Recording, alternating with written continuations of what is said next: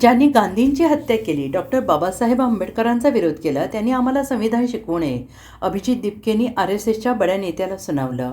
दिल्लीच्या जंतर मंतर येथील कॉक्रोच जनता पार्टीचे आंदोलनाकडे केवळ भाजप विरोधी आंदोलन म्हणून न पाहता त्यामधील अराजकतेचे व्याकरण समजून घ्यायला हवं. हे आंदोलन फक्त भाजप विरोधी नव्हे तर देशविरोधी आणि लोकशाही विरोधी असल्याचे वक्तव्य करणारे राष्ट्रीय स्वयंसेवक संघाचे सहकार्यवाह अतुल निमिये यांनी कॉक्रोच जनता पार्टी संस्थापक अभिजित दिपके यांनी फटकारलं आहे. ज्या लोकांनी गांधींची हत्या केली, ज्या लोकांनी बाबासाहेब आंबेडकरांचा आयुष्यभर विरोध केला, त्यांनी आम्हाला संविधानावर लेक्चर देऊ नये असं प्रत्युत्तर दिपके यांनी केलेलं आहे.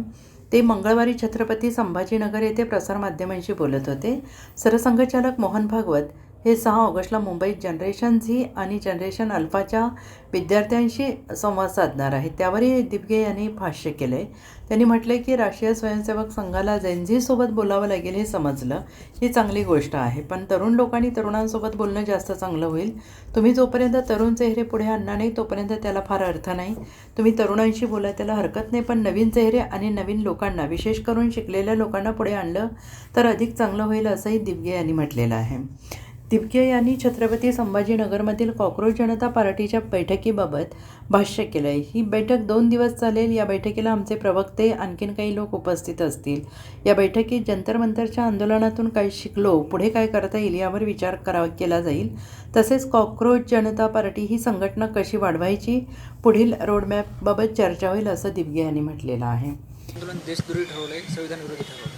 मला वाटते ज्या लोकांनी गांधींची हत्या केली, ज्या लोकांनी आंबेडकरांचा विरोध केला आयुष्यभर, त्या लोकांनी आम्हाला संविधानावर लेक्चर देऊ नये.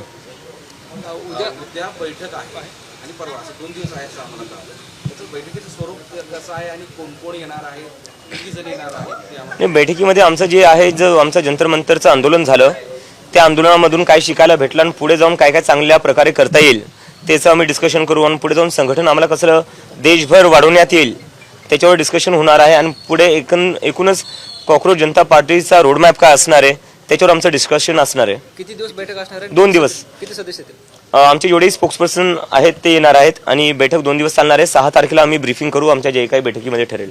Bureau report, SBN Marathi.